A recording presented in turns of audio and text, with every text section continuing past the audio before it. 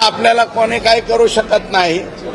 आका बाका सोका कोणाची सुद्धा हिम्मत नाही मला काय करायचं। ज्याला कर नाही त्याला डर काय? ओपन एअर थिएटर आहे आपण। मसाजोगचे लोक म्हणतात ना सुरेश धसवरती आमचा विश्वास आहे। धनंजय देशमुखला विचारा, धनंजय देशमुख जर म्हणला सुरेश धसची आम्हाला गरज नाही तिथून पुढे बोला ना। का गैरहजर होते हे मला माहित नाही। मी फक्त त्यांना आजारी असलं म्हणून माणुसकीच्या नात्याने भेटायला गेलतो एक। आणि माझे प्रदेशाध्यक्ष आहेत त्यांनी मला बोलवलं होतं, हे 30 दिवसापूर्वीचा वेळ असेल, बोलवलं होतं 20 ते 30 मिनिटे आम्ही त्यांच्या निवासस्थानी होतो।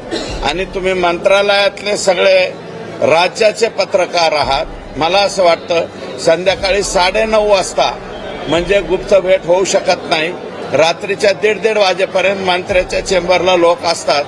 9:30 वाजता मी भेटलो। माननीय प्रदेशाध्यक्षांनी सुद्धा मला वाटतं त्याच्या बाबतीत खुलासा दिलाय की सुरेश धस त्या ठिकाणी म्हणले हे मिटणार नाही। मी मिटणार नाही म्हणलं आणि माझा मी चालता झालो। त्याच्यामुळं फक्त त्यांच्या तोंडून बोलता बोलता 4.5 तास हा शब्द कसा आला हे मी सांगू शकत नाही। या बाबतीत त्यांना आपण विचारावं अशा। आणि वारंवार तुम्ही म्हणायचं की आकाचा आका, वारंवार तुम्ही आकाचा आका म्हणायचं, मात्र धनंजय मुंडेचं नाव तुम्ही कधीच घेताना पाहायला मिळत नाही। मात्र त्यांची भेट घेतली त्यामुळे तुमच्याकडे संशयाने बघितलं आणि वारंवार हे बघा माझ्याकडे संशयानं बघण्यासारखं काहीच नाहीये याच्यामध्ये। पहिल्यांदा प्रदेशाध्यक्षांनी मला बोलवलं म्हणून मी गेलो आणि भेटून त्या ठिकाणी 30 मिनिटाच्या आत बाहेर पडलो। दुसरी गोष्ट अशी आहे की दुसऱ्यांदा एक भरणे मामा आणि माझे निकटवर्ती ते म्हणाले रात्रीच्याला त्यांना आचक्या उचक्या लागल्या होत्या म्हणून रात्री दवाखान्यात नेलं होतं। तुम्ही भेटून यायला पाहिजे। राजकारणामध्ये जरी तुमची कटुता असली तरी एवढ्या बाबतीत जायला पाहिजे म्हणून मी ते गेलतो। ते बी शासकीय निवासस्थानी गेलतो आणि मी डिनाय नाही केलं। बाकी कोणी डिनाय केलं असतं किंवा नाही म्हणलं असतं। पण एक आहे की 4.5 तास हा शब्द वापरल्यामुळं त्याच्यामध्ये मोठ्या प्रमाणात संभ्रम निर्माण झाला हे मात्र खरं।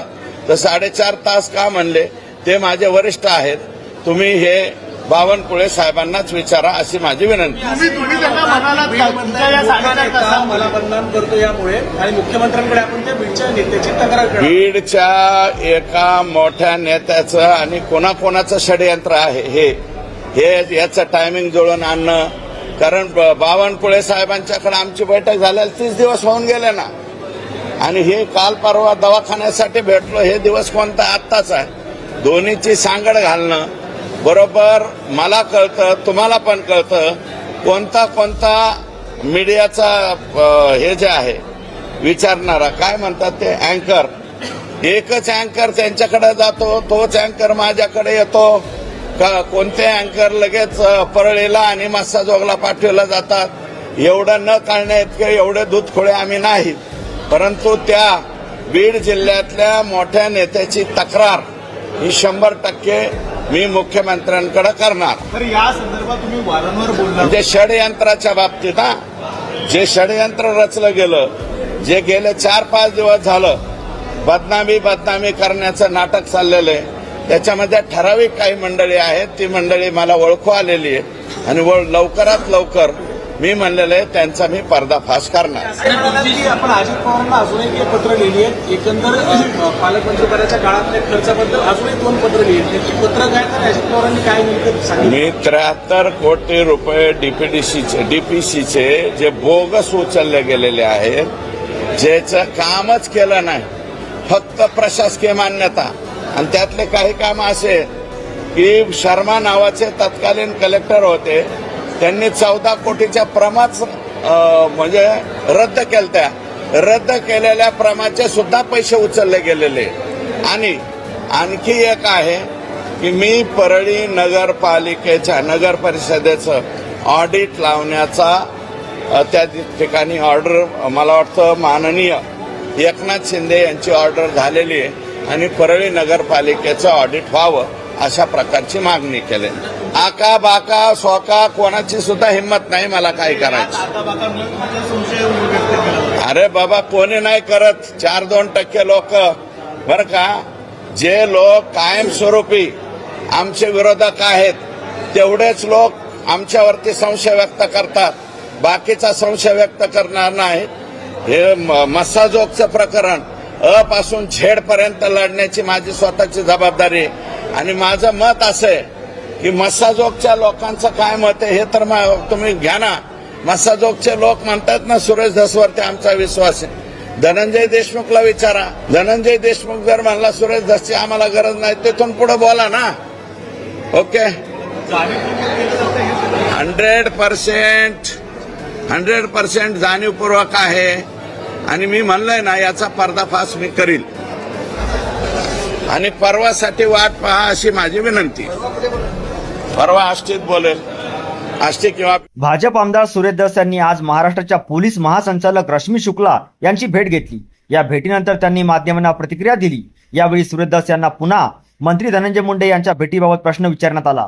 त्यावर सुरेश धस यांनी मोठा खुलासा केला. भाजपचे प्रदेशाध्यक्ष चंद्रशेखर बावनकुळे यांच्या घरी 30 दिवसापूर्वी धनंजय मुंडे यांच्यासोबत भेट झाली होती.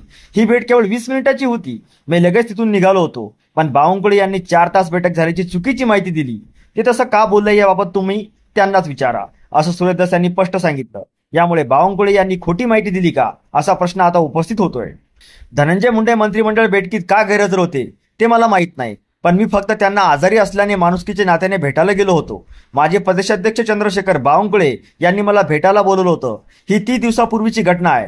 आम्ही 20 ते 30 मिनिटे त्यांच्या निवासस्थानी होतो. रात्री 9:30 वाजता गुप्त भेट होऊ शकत नाही. रात्रीच्या 1:30 वाजेपर्यंत मंत्र्याच्या चेंबरला गर्दी असते. चंद्रशेखर बावनकुळे यांना देखील खुलासा दिला आहे. सुरेश धस बोलले की हे मिटणार नाही. मी मिटणार नाही म्हटलं आणि जागेवरून चालता झालो. त्यांच्या तोंडून फक्त बोलता बोलता 4.5 तास हा शब्द कसा आला हे मी सांगू शकत नाही. याबाबत त्यांना आपण विचारावं, असं मोठं वक्तव्य सुरेश धस यांनी केलं आहे. माझ्याकडे संशयाने बघण्यासारखं काहीच नाही. मला प्रदेशाध्यक्षांनी भेटायला बोलवलं म्हणून मी गेलो. मी भेटून 30 मिनिटात आत बाहेर पडलो. दुसरी गोष्ट म्हणजे दुसऱ्यांदा धनंजय मुंडे यांना रात्री दवाखान्यात नेलं होतं. मला भरणे मामा म्हणाले की त्यांना दवाखान्यात नेलंय तर तुम्ही भेटून यायला हवं. राजकारणात तुमची कटुता असली तरी जायला हवं म्हणून मी गेलो होतो आणि शासकीय निवासस्थानी गेलो होतो. 4.5 तास हा शब्द वापरल्यामुळे मोठ्या प्रमाणात संभ्रम निर्माण झाला. त्यांनी हा शब्द का वापरला हे तुम्ही बावनकुळे यांनाच विचारा, असं सुरेश धस म्हणाले. बीडच्या एका मोठ्या नेत्याचं आणि कुणाकुणाचं षडयंत्र आहे याचा टायमिंग जुळून आणणं. बावनकुळे यांच्या घरी बैठक झाली या गोष्टीला 30 दिवस झाले. तसेच दवाखान्यात 2 दिवसापूर्वीच भेटलो. या दोन्ही घटनांची सांगड घालणं बरोबर मला आणि तुम्हालाही कळतं. बीड जिल्ह्यातील मोठ्या नेत्याची तक्रार मी 100% मुख्यमंत्र्याकडे करणार आहे. माझी बदनामी करण्यासारखं चाललं आहे. यामध्ये ठराविक मंडळी आहे. मी त्यांचा लवकरच पर्दाफाश करणार आहे, असा इशारा सुरेश धस यांनी दिला.